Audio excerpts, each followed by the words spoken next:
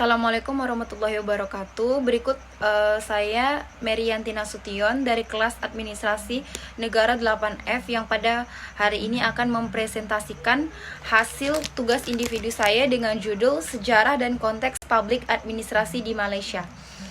Malaysia adalah federasi dari 13 negara bagian, 11 di Semenanjung dan 2 di Pulau Kalimantan.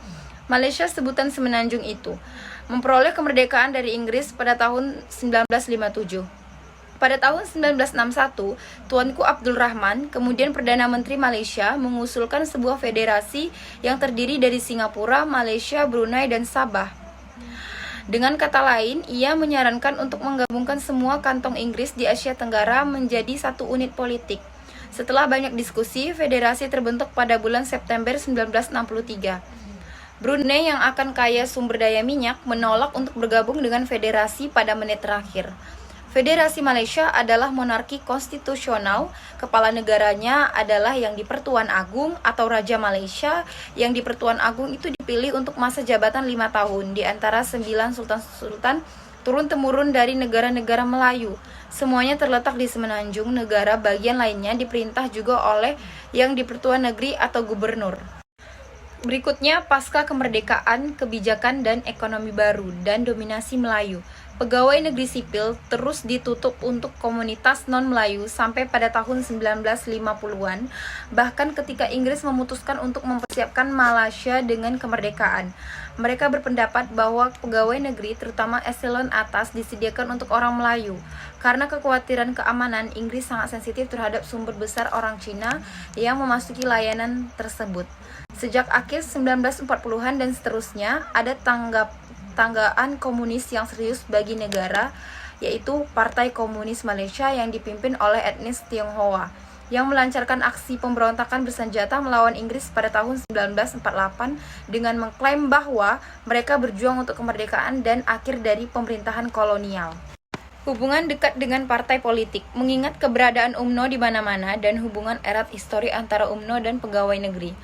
Meskipun reformasi signifikan dilakukan untuk membuat pegawai negeri lebih efisien, seperti privatisasi, lingkaran kontrol kualitas, manajemen kualitas total, layanan counter yang efektif, sistem manajemen, penerapan kode etik dan sistem penilaian tahunan.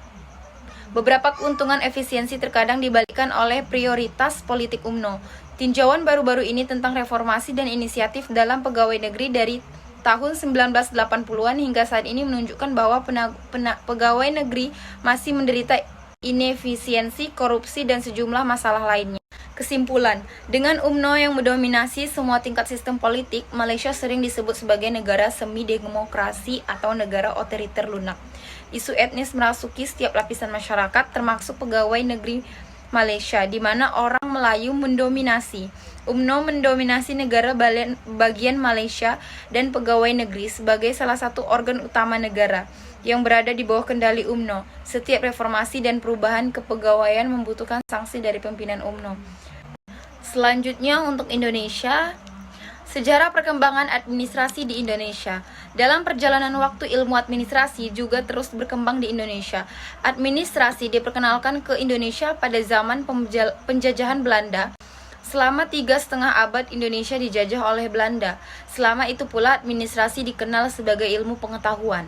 Pada masa ini, administrasi diartikan secara sempit, yaitu sebagai pekerjaan yang berhubungan dengan ketatausahaan dalam bahasa Belanda yang dikenal sebagai administrasi. Oleh karena itu, administrasi secara nyata berupa pengarsipan, ekspedisi, pengetikan, surat menyurat, registrasi, dan heregasi yang kesemuanya bersifat tulis-menulis yang dalam bahasa Inggris dikenal dengan istilah clerical work.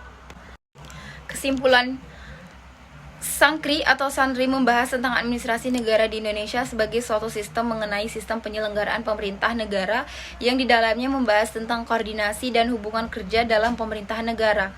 Sebelum kita membahas lebih lanjut tentang Sangkri, maka harus kita ketahui terlebih dahulu definisi sistem administrasi negara. Penyelenggaraan negara berperan sebagai yang melaksanakan dari fungsi legislatif, eksekutif, dan yudikatif, serta mempunyai tugas pokok dan fungsi yang berkaitan dengan penyelenggaraan negara yang sesuai peraturan maupun perundang-undangan, sebagaimana dasar hukum yang digunakan untuk proses penyelenggaraan negara dalam TAP MPR RI nomor 6 tahun 1998 tentang penyelenggaraan negara yang bebas dan bersih korupsi, kolusi, dan nepotisme.